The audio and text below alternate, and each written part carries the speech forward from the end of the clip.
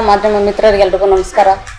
ಏನು ನಿನ್ನೆ ಆರೋಪ ಮಾಡಿದ್ದಾರೆ ಅವರು ಸಾಮಾಜಿಕ ಕಾರ್ಯಕರ್ತರಾದಂಥ ಮುನೇಶ್ ಅವರು, ನಮ್ಮ ನಗರಸಭೆಯಲ್ಲಿ ಅಕ್ರಮ ಖಾತೆಗಳಾಗ್ತಾ ಇದೆ, ಈ ಪೌರಾಯುಕ್ತರನ್ನ ಶಾಸಕರು ನಿಯೋಜನೆ ಮಾಡ್ಕೊಂಡ್ ಬಂದಿದ್ದಾರೆ, ಅವ್ರ ಅಕ್ರಮ ಎಸಗಿದ್ರು ಅವ್ರನ್ನ ನಿಯೋಜನೆ ಮಾಡ್ಕೊಂಡ್ ಬಂದಿದ್ದಾರೆ ಅಂತ ಆರೋಪ ಮಾಡ್ತಿದ್ದಾರೆ. ಅವ್ರನ್ನ ಯಾರು ನಿಯೋಜನೆ ಮಾಡ್ಕೊಂಡ್ ಬಂದಿಲ್ಲ. ನಾವಾಗ್ಲಿ, ಶಾಸಕರದಾಗ್ಲಿ, ಸರ್ಕಾರದ್ದಾಗ್ಲಿ, MLCಗಳಾಗ್ಲಿ ಯಾರ್ದು ಇದರಲ್ಲಿ ಪಾತ್ರ ಇಲ್ಲ. ಯಾಕೆ ಅಂತಂದ್ರೆ ನಮ್ಮ ನಗರಸಭೆಯಲ್ಲಿ ನಾವು ಅವಧಿ ಬರೋಕ್ ಮುಂಚೆಯಿಂದನೂ ಪೌರಾಯುಕ್ತರು ಇರ್ಲಿಲ್ಲ. ಅಲ್ಲಿ ಪೌರಾಯುಕ್ತರು ಇಲ್ಲೇ ಇರೋ ಕಾರಣ PDO ಅವ್ರಿಗೆ ಚಾರ್ಜ್ ಹಾಕಿದ್ರು. ಅವ್ರೇನಿದ್ರು ಡೈಲಿ ಸಂಜೆ ಬರ್ತಿದ್ರು, ಫೈಲ್ಸ್ ಸೈನ್ ಮಾಡಿ ಹೊಟ್ಟೋಗ್ತಿದ್ರು. ಸಾರ್ವಜನಿಕರಿಗೆ ಕಷ್ಟ ಸುಖ ಒಂದು ಕೇಳೋ ಮಟ್ಟದಲ್ಲಿ ಯಾರು ಇರ್ಲಿಲ್ಲ. ಎಲ್ಲ ನಮಗೂ ಸ್ವಲ್ಪ ಹೊರೆ ಆಗ್ತಿತ್ತು. ನಾವು ಹಂಗಾಗಿ ಶಾಸಕರ ಹತ್ರ, DC ಅವ್ರ ಹತ್ರ ಎಲ್ಲ ಮಾತಾಡಿದ್ವಿ. ಮಾತಾಡಿದಾಗ ಇಲ್ಲಿ ಅಧಿಕಾರಿಗಳನ್ನ ತುಂಬಾ ಜನನ ಕೇಳಿದ್ವಿ ನಾವು. ಇಲ್ಲಿ ಕೋಲಾರ ನಗರಸಭೆಗೆ ಪೌರಾಯುಕ್ತರಾಗಿ ಯಾರು ಬರೋರಿದ್ರೆ ಹೇಳಿ, ಆ ಥರ ಯಾರು ಒಪ್ಕೊಂಡಿಲ್ಲ. ಯಾಕಂತಂದ್ರೆ ಇಲ್ಲಿ ಕೆಲಸ ಮಾಡೋಕೆ ಯಾರು ಸಿದ್ರಿಲ್ಲ. ಹಂಗಾಗಿ ಇವ್ರು ನಮ್ಮ ಪ್ರಸಾದ್ ಅವರು ಕಳೆದ ಬಾರಿಯಲ್ಲಿ ಒಂದು ಒಳ್ಳೆ ಕೆಲಸಗಳು ಮಾಡಿದ್ರು. ಈ ಕಸ ವಿಲೇವಾರಿದಾಗ್ಲಿ, ಅಂಗಡಿಗಳದಾಗ್ಲಿ ಎಲ್ಲ ಒಳ್ಳೆ ಕೆಲಸ ಮಾಡಿದ್ರು, ಅಭಿವೃದ್ಧಿ ಮಾಡಿದ್ರು ಅಂತ ತಿಳ್ಕೊಂಡು ಅವ್ರನ್ನ ನಿಯೋಜನೆ ಮಾಡ್ಕೊಂಬಂದ್ರೆ ನಮ್ಗೆ ಅನುಕೂಲ ಆಗುತ್ತೆ, ಒಳ್ಳೆ ಅಭಿವೃದ್ಧಿ ಮಾಡೋಕ್ಕೆ ಸಹಕರಿಸ್ತಾರೆ ಅನ್ನೋ ಕಾರಣದಿಂದ ನಾವು ಅವ್ರನ್ನ ಮಾಡ್ಕೊಳ್ಳಿ ಅಂತ ಹೇಳಿದ್ವಿ. ಆದ್ರೆ ನಾವು ಹೇಳಿದ ತಕ್ಷಣನೇ ಅಂತ ಏನಾಗ್ಲಿಲ್ಲ. ಮತ್ತೆ DC ಅವ್ರ ಗಮನಕ್ಕೆ ತಂದಾಗ ಅವ್ರು ಯೋಚನೆ ಮಾಡಿ ಅಭಿವೃದ್ಧಿ ಮಾಡ್ತಾರೆ ಅಂತ ಅಂದ್ಬಿಟ್ಟು ಅವ್ರನ್ನ ಇದು ಮಾಡ್ಕೊಟ್ಟಿದ್ದಾರೆ. ಬಿಟ್ರೆ ಯಾರ್ದೋ ಒಂದು ಕುಮ್ಮಕ್ಕಿಂದ ಏನೋ ವ್ಯವಹಾರ ಮಾಡೋಕ್ಕಂತಾನೆ ನಾವೇನೋ ಅವ್ರನ್ನ ಕರ್ಕೊಂಡು ಬಂದಿಲ್ಲ. ಲಾಸ್ಟ್ ಟೈಮ್ ಏನಾಗಿದೆ ಅದ್ರ ತನಿಖೆ ನಡೀತಾ ಇದೆ. ನನ್ನ ಅವಧಿಯಲ್ಲಿ ಏನಾಗಿದೆಯೋ ಆ ಥರ ಏನಾದ್ರು ಕಂಡು ಬಂದಲ್ಲಿ ನನ್ನ ಗಮನಕ್ಕೆ ಯಾರಾದ್ರೂ ತಗೊಂಬಂದ್ರೆ ನಾನು ಏನು ಶಿಕ್ಷೆ ಕೊಡಬೇಕೋ, ನಾವು ಸರ್ಕಾರದ ಗಮನಕ್ಕೆ ತರಬೇಕೋ, ಇಲ್ಲ ಅಂತಂದ್ರೆ ಒಂದು ಇಲಾಖೆ ಇರುತ್ತೆ, ಆ ಇಲಾಖೆ ಗಮನಕ್ಕೆ ತರ್ತೀವಿ.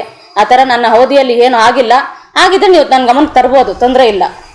ಅದು ಬಿಟ್ಟು MLC ಅವ್ರು ಮಾಡಿದ್ದಾರೆ. ಅದು ದಯವಿಟ್ಟು ಪ್ರತಿನಿಧಿಗಳ ಮೇಲೆ ಯಾರು ಆರೋಪ ಮಾಡೋಂಥ ಕೆಲಸ ಮಾಡಬೇಡಿ. MLA ಅವ್ರು ಏನು ಅಭಿವೃದ್ಧಿ ಮಾಡಿದ್ದಾರೆ ಅಂತ ನೀವೆಲ್ಲ ಕೇಳ್ತೀರಾ.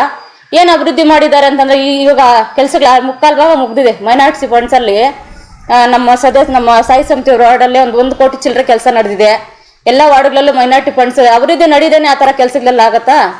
ಇವಾಗ UGD ಇದು ರೈಸಿಂಗ್ ಲೈನ್ ತರ್ತಾ ಇದ್ದಾರೆ, ಅದು ಟೆಂಡರ್ ಪ್ರೊಸೆಸಿಂಗ್ ಅಲ್ಲಿ ಇದೆ. 60 ಕೋಟಿ ತರ್ತಾ ಇದ್ದಾರೆ.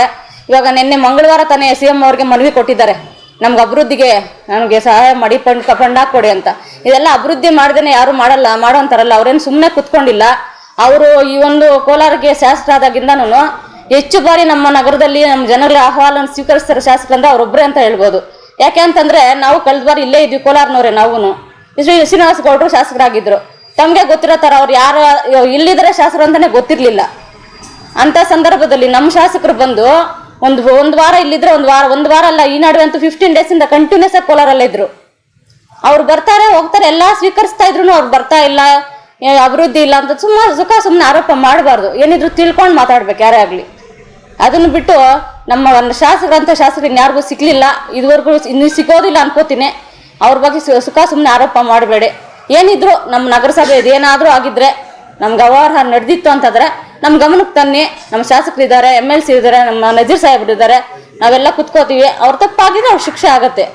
ಅದನ್ನ ಬಿಟ್ಟು ಸುಮ್ಮನೆ ಯಾರ ಮೇಲೆ ಆರೋಪ ಮಾಡೋಕ್ಕೆ ಹೋಗ್ಬೇಡಿ ದಯವಿಟ್ಟು.